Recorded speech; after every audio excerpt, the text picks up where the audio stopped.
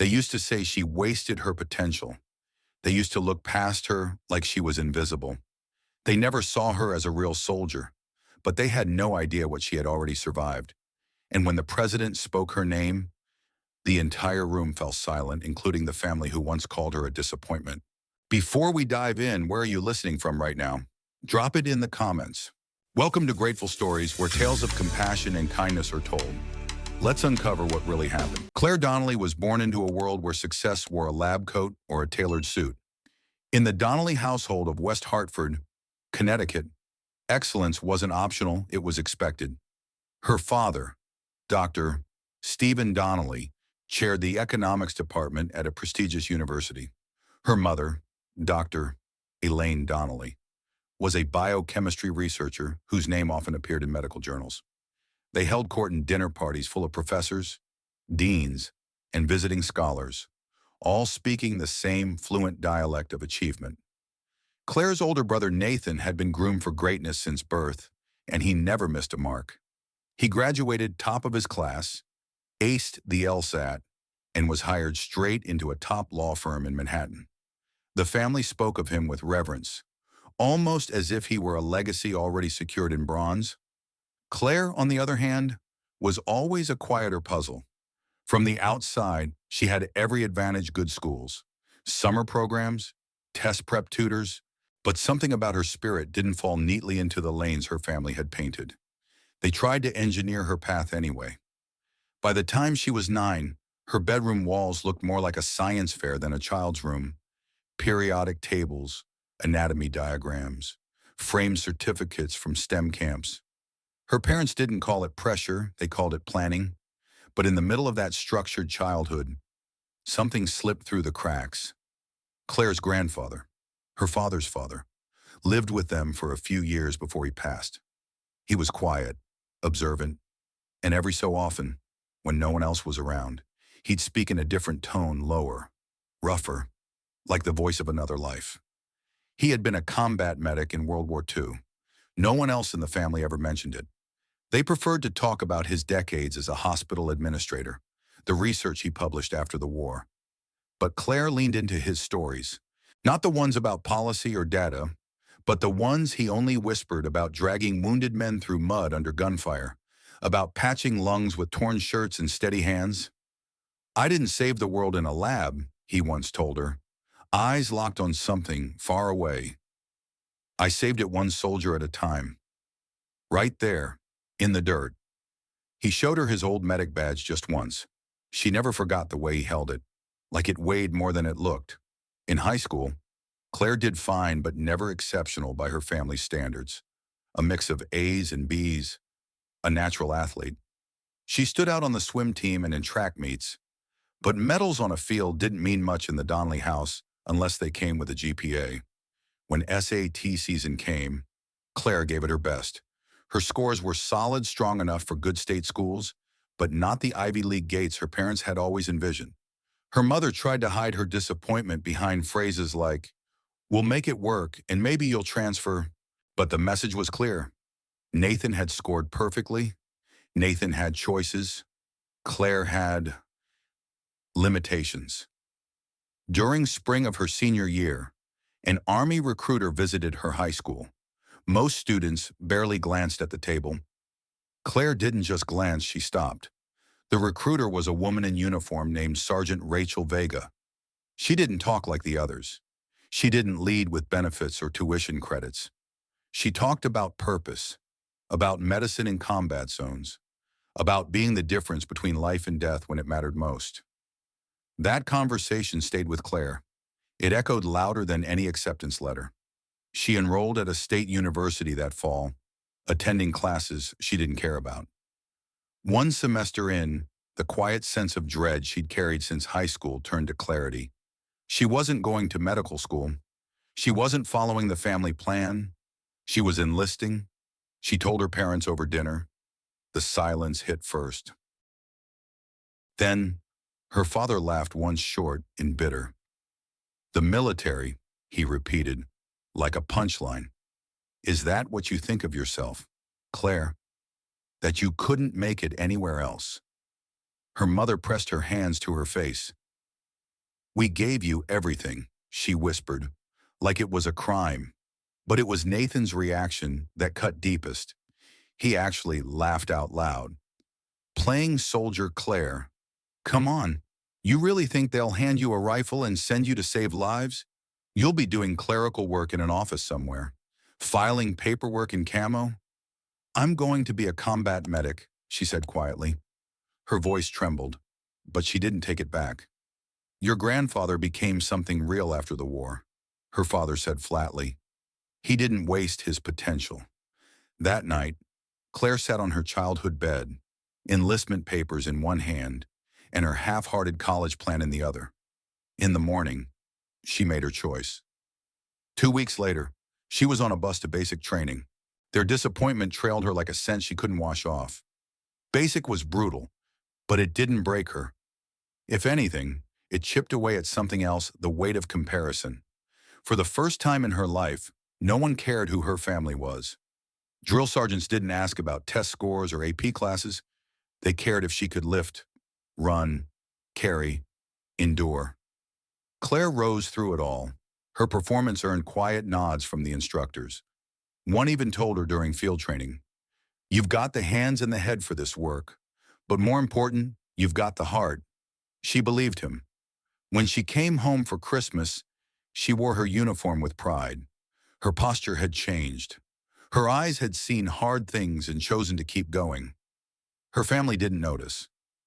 Her mother, passing her in the kitchen, said, "So when will this little phase be over?"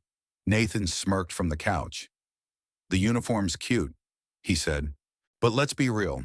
You're handing out ibuprofen at some clinic, right?" They asked no questions, showed no curiosity. Her father steered every conversation back to Nathan's firm, Nathan's cases, Nathan's world. By the time she returned to base, she knew they would never understand the value in what she was becoming. Her medical training grew harder, deeper. She learned to insert IVs while wearing full chemical gear, how to assess wounds while bullets screamed in the background. Mistakes weren't options. They were the difference between life and death. And Claire was good, unshakably good. Her hands stayed steady under pressure. Her mind mapped protocols faster than most. Her shooting scores reached expert level. Her fitness ranked in the top percentile. She wasn't chasing Nathan anymore. She wasn't even in the same race, but none of it mattered at home. When she called to share that she'd been assigned to the 10th Mountain Division and would be deploying to Afghanistan, her mother said, "Well, that was bound to happen with your career path." Her father added, "Just keep your head down. No heroics, no be safe, no we're proud of you. No care packages arrived, no letters. Other soldiers opened mail from wives, sisters, uncles, parents." Claire learned to stop checking the pile. Instead, she found family in her unit. Real family. The kind that stayed up on watch beside you. The kind that shared hot sauce packets from MREs and laughed at things that weren't really funny. The kind that knew what it meant when someone went quiet for too long. Her squad leader, Sergeant Mia Jordan, was the first mentor Claire had ever truly trusted. Tough but fair, hard as steel and just as solid, Jordan once said, "You've got it, Donnelly, not just the skill, you've got the fire, that thing that won't let you quit." 3 months into deployment, that fire would be tested and it would show them all exactly who Claire Donnelly had become. But back home, in that pristine house with gleaming floors and framed diplomas, the story still hadn't reached them. To them, she was just the girl who didn't get into Yale, the one who chose boots over books, the disappointment, and so far, they weren't wrong. Not yet. Combat medic training was never meant to be gentle. Claire knew that going in, but nothing could have prepared her for the full intensity. They trained in fire simulation rooms with smoke and strobe lights, screaming instructors and blood-covered dummies. She learned to tourniquet a femoral bleed in complete darkness, to start an IV while riding in a moving Humvee, to triage under simulated mortar fire. The instructors didn't sugarcoat it. "You don't get do-overs out there. One barked, "You screw up once. Someone dies." Claire didn't screw up. She didn't just memorize procedures, she embodied them. Her hands moved with mechanical speed, but her judgment stayed human, calm, focused, unshaken by panic. By the end of her training, she ranked among the top of her class. Quietly, instructors began using her as the model during drills. Newer recruits watched her without knowing why, only that she seemed different. When she received her deployment orders for Afghanistan, Claire wasn't afraid. She was readier before shipping out. She made one last call home. It felt like obligation more than connection. "We're heading into a rough area," she said. "I just wanted to, don't play hero." Her father interrupted. "The real heroes are the ones who come home and do something meaningful with their lives." Her mother said something about emailing pictures from Nathan's engagement party. Claire hung up without replying. In Afghanistan, the contrast hit her hard. Where her family offered distance, her unit offered something deeper. Loyalty, shared purpose. They slept in dusty tents, rotated night shifts on perimeter guard, and made jokes during chow to keep the anxiety at bay. Claire learned her teammates' quirks, their fears, their tells. She became their medic, but also their anchor. Sergeant Mia Jordan remained her compass, demanding as ever, but always fair, always watching, always willing to put her own body between the squad and danger. 3 months in, it happened. Their convoy was ambushed.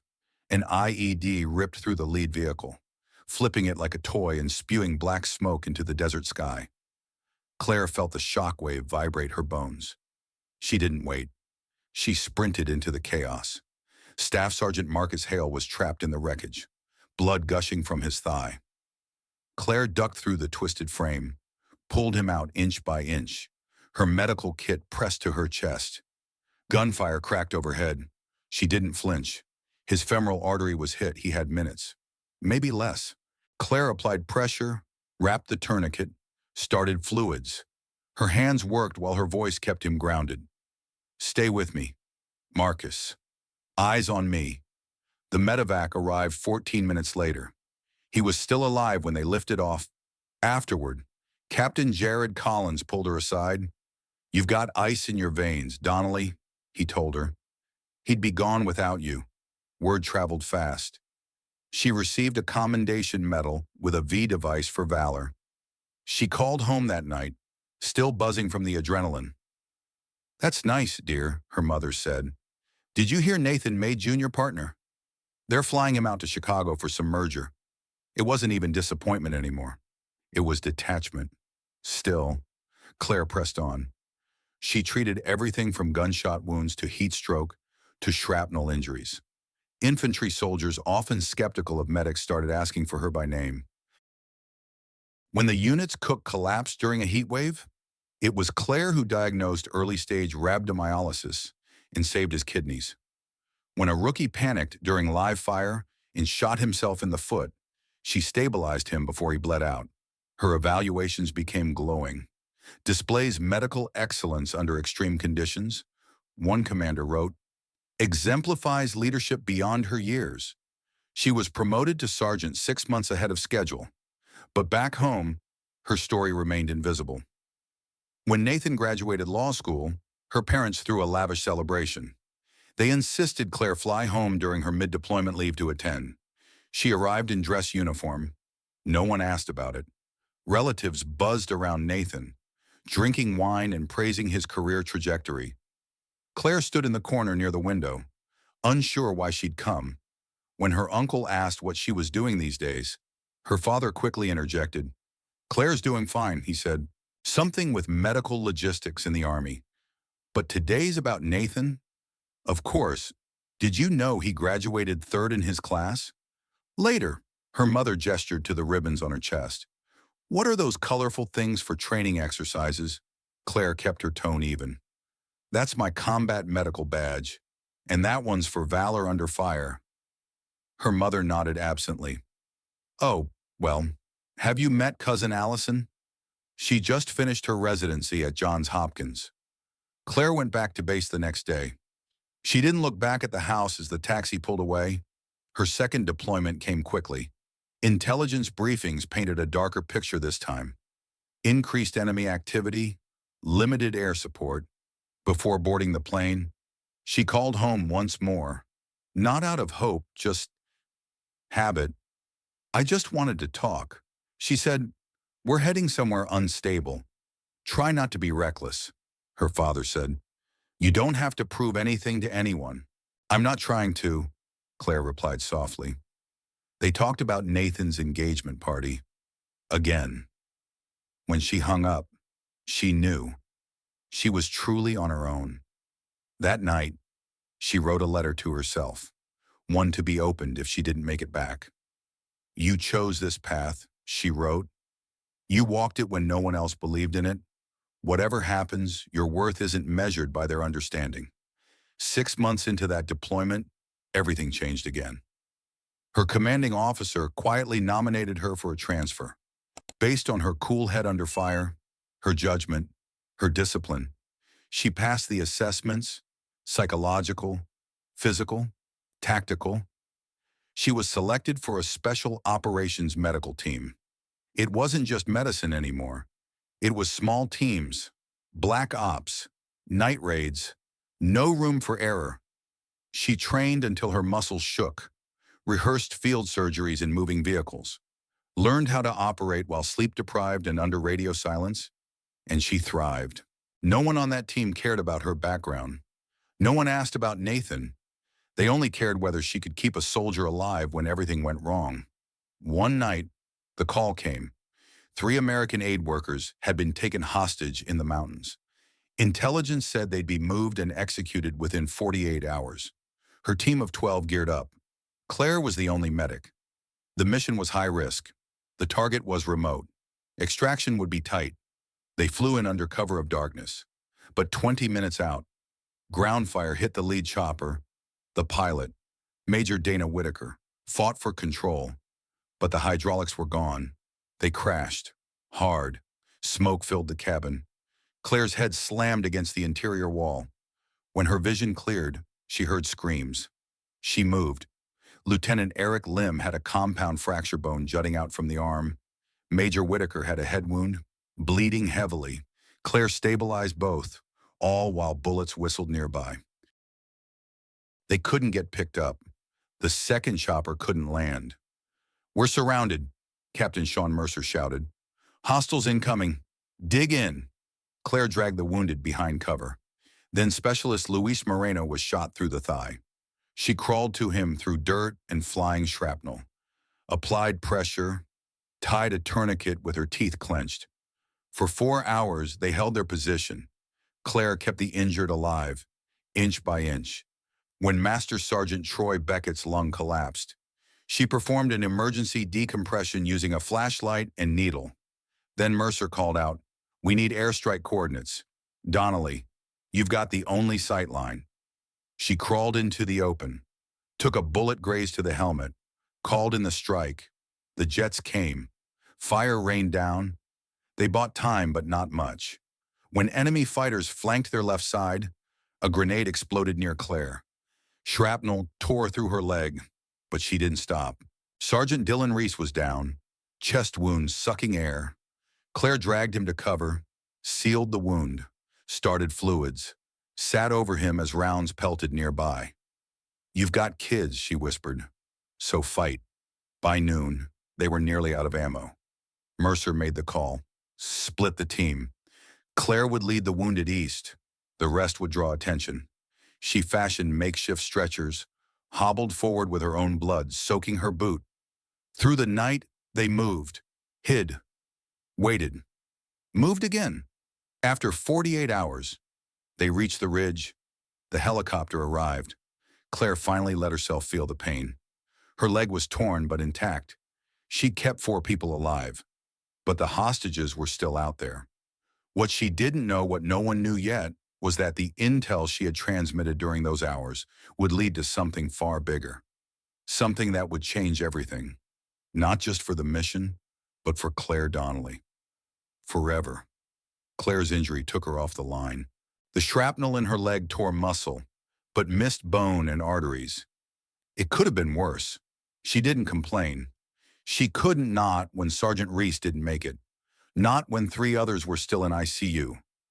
Back at the field hospital, doctors stabilized her, patched her leg, and sent her stateside for rehab. She landed at Fort Liberty's Warrior Recovery Center, her body healing faster than her mind. The nightmares didn't wait. Every night brought flashes of the valley, smoke in her lungs, the weight of blood-soaked stretchers. She didn't speak of it. The mission was classified. Officially, it didn't happen. Even with therapists, all she could say was, "I can't discuss the details." Then she'd stare at the wall, willing the images to leave her alone. Her family never asked. When she called home, her mother sounded mildly inconvenienced. Her father asked whether the injury would affect her contract. "A leg wound," he said. "Maybe this is a sign to pursue something more stable." Claire didn't argue. She didn't have the energy. What they didn't know, what they couldn't know, was that the mission wasn't over. Weeks after she returned stateside, the intelligence she had relayed from that ridgeline helped locate the hostages. A follow-up raid was launched. All 3 original targets were rescued. So were 24 others. A hidden compound had been uncovered, one used for interrogations and propaganda videos. And Claire's coordinates, her numbers, her voice on the radio, had made the difference, but it wasn't in the news. It was never meant to be. A commendation was quietly placed in her file. A Purple Heart arrived in the mail. No fanfare, no press. 3 months into rehab, she was granted a brief medical leave. She considered skipping the visit home, but guilt still pulled at her. She showed up in uniform, Purple Heart pinned on her chest. Her arrival surprised them. They'd forgotten the date. A dinner had already been planned for Nathan and his fiancée. Claire was told she could join if she didn't mind. She didn't mind, but the silence did. Throughout the meal, talk of Nathan's cases, his wedding venue, and his honeymoon itinerary filled the air. Claire sat politely, invisible in the corner of her own family. When Nathan's fiancée asked about Claire's ribbons, her mother waved a hand. "She got those during some kind of training. You know how the military has medals for everything." Claire kept her voice level. "The Purple Heart is for being wounded in combat." Nathan snorted. "You probably tripped on a tent stake, and something broke. Not loudly, not dramatically, just a shift a line crossed." "I was wounded during a firefight," Claire said. "While keeping 4 injured teammates alive, one of them died in my arms." The room fell silent. Her father cleared his throat. "If you'd gone to medical school like we planned, you could have been saving lives in a hospital." "Respectably." "Respectably," Claire repeated. "You think I'm playing war?" "No one said that." Her mother tried, but the damage was done. "I've written letters to parents," Claire said, "telling them their child died bravely. I've held pressure on wounds while bullets hit the ground around me. You never even asked what I do." Her voice didn't rise. It didn't need to. "We just worry you're wasting your potential," her mother said. "Do you even tell people what I do?" Claire asked. "Or do you say I'm in logistics, administrative work?" The pause answered her. "You've always been the disappointment," her father said finally. "The military was your escape, not your calling." Claire didn't reply. She stood, straightened her jacket, and walked out. In the hotel room she checked into an hour later, she broke down. For the first time in years, she let herself sob. Staff Sergeant Haley Monroe called her that night. When Claire couldn't get words out, Monroe said, "Text me the address. I'm coming." 2 hours later, she arrived with takeout and a hoodie, sat beside Claire in silence until the tears passed. "Your worth isn't defined by people who refuse to see you," she said. "It's defined by the lives you've saved, the people who trust you in hell." When leave ended, Claire returned to Fort Liberty. She submitted a transfer request, not to run, just to breathe. Walter Reed, now Fort Liberty's Warrior Recovery Center, needed experienced medics. Claire was accepted into a new role. She became the bridge between battlefield trauma and recovery. She helped other wounded soldiers learn to walk again, learn to trust their own bodies, learn to sleep. She wasn't just patching them up, she was building them back. Captain Andre Wells, a double amputee, once told her, "You understand what this pain means. Not just the science of it, the reality of it." Her ideas changed protocols. She designed therapy sessions that combined medical treatment with group storytelling. Her unit's recovery rates improved by 15%. Colonel Rachel Stein noticed. "Whatever you're doing," she said during a review, "it's working. Keep doing it." What Claire didn't know was that others had also noticed. Captain Mercer had written a full report about the mission, every detail, and that report had climbed. One morning, 6 months after the crash, Claire received a formal call. A voice she didn't recognize said, "Sergeant Donnelly, please report to the office of the Secretary of the Army. Dress uniform required." She barely slept that night. Was it a disciplinary review? A mistake in the intel chain the next morning? She arrived at the Pentagon. Nerves knotted. A general waited. Beside him stood a civilian in a dark suit. "Sergeant Donnelly," the general said. "I'm General Malcolm Bryce. This is Mr. Calvin Reed from the White House Military Office." Claire sat straighter. "Your actions during Operation Silent Retrieval have been reviewed at the highest levels," Reed said. "Due to the classified nature, recognition was delayed. That delay is being corrected." Bryce slid a folder across the desk. "You're being awarded the Distinguished Service Cross," he said. "The President will present it himself next week." Claire stared at the words. "There's been a mistake," she said. "I was doing my job." "No mistake," the general replied.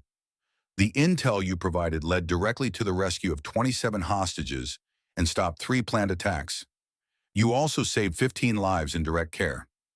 This is the second highest honor the Army can give," Mr. Reed added. "The President personally requested that your award be part of a declassified ceremony." Claire left the building in stunned silence. That night, she drafted a short message. "I'm receiving the Distinguished Service Cross from the President next Thursday at 2 p.m. You're welcome to attend if you'd like." She sent it to her parents and waited. Hours later, her mother replied, "We'll check our schedules. Your father may have a faculty meeting." Claire read it twice, then laughed. Not bitter, just tired. A faculty meeting might conflict with the President of the United States honoring their daughter for valor. Eventually, they confirmed they'd come. Nathan too. On the day of the ceremony, Washington bloomed with early spring. Claire's dress uniform was flawless, every medal polished. 3 other recipients stood beside her. One had lost a leg. Another had pulled a pilot from burning wreckage. In the East Room of the White House, rows of chairs were filled. Claire's family sat in the back, stiff and underdressed in the sea of uniforms. One by one, each citation was read. Claire stood straight when her name was called. The room stilled. Sergeant Clare Donnelly distinguished herself by exceptionally valorous conduct while serving as a combat medic with Special Operations Task Force Dagger. The aide read, "Her family sat frozen. While wounded, she provided critical care to multiple casualties under direct enemy fire. The intelligence she transmitted led to the rescue of 27 hostages and the disruption of multiple enemy plots on U.S. soil." The President stepped forward. He placed the medal around her neck and spoke quietly. "My brother was one of those hostages," he said. "My family owes you more than we can repay." Claire blinked, stunned.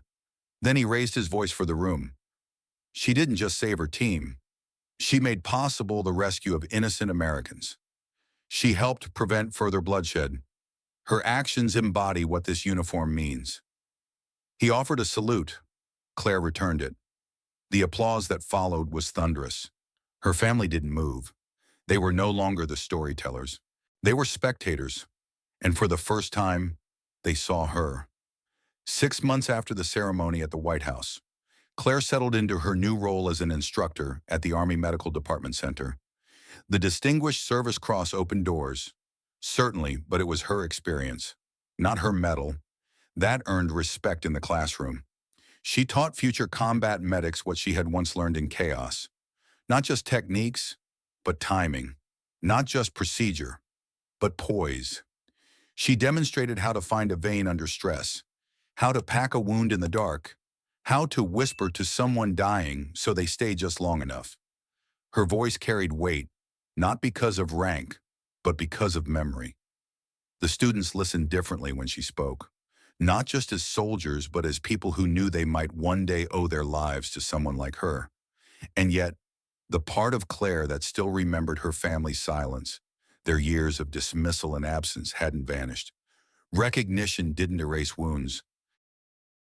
It only gave them names. 3 weeks after the ceremony, her father showed up at her apartment in Fayetteville, unannounced. No blazer, no tie, just a man holding awkwardness in both hands. "I'd like to see the place," he said quietly. "Where you work. If you're willing." Claire didn't answer right away, but she let him in. That day, she walked him through the facility, showed him the training bays, the medical simulators, the trauma response labs. He asked questions, and more surprising, he listened. When a senior officer paused mid-exercise to greet Claire with a sharp salute and a warm, "Good to see you, Sergeant," her father blinked. Something shifted in his posture. "I've been arrogant," he admitted over dinner. "I measured success in a way that left no room for your path." He didn't apologize for the past, not directly, but it was enough for now. Claire's mother followed in smaller steps. At first, awkward phone calls, then carefully packed boxes with snacks, hand lotion, socks, things Claire would have killed for during her first deployment. Inside one package, Claire found an old black and white photo of her grandfather in uniform. Beside it, his medals. They'd never been displayed before. "Your grandfather would have been proud of you." The note read, "I should have said that sooner." Claire placed the medals in her drawer. She didn't hang them, but she kept them close. Nathan changed, too, though not overnight. He started volunteering with a legal aid group for veterans, helping them navigate benefits and disability claims. "Thought I'd understand your world a little better," he said once during a call. "Turns out, it's more complicated than I imagined." Claire didn't say thank you. She just nodded, and he didn't press for more. A few months later, during a visit home, they all agreed hesitantly to a family therapy session. In that quiet office, with neutral walls and soft chairs, Claire finally heard her mother say the one thing she'd long needed. "I was terrified," her mother whispered. "From the day you enlisted, I lived in fear. Every news headline, every missed call.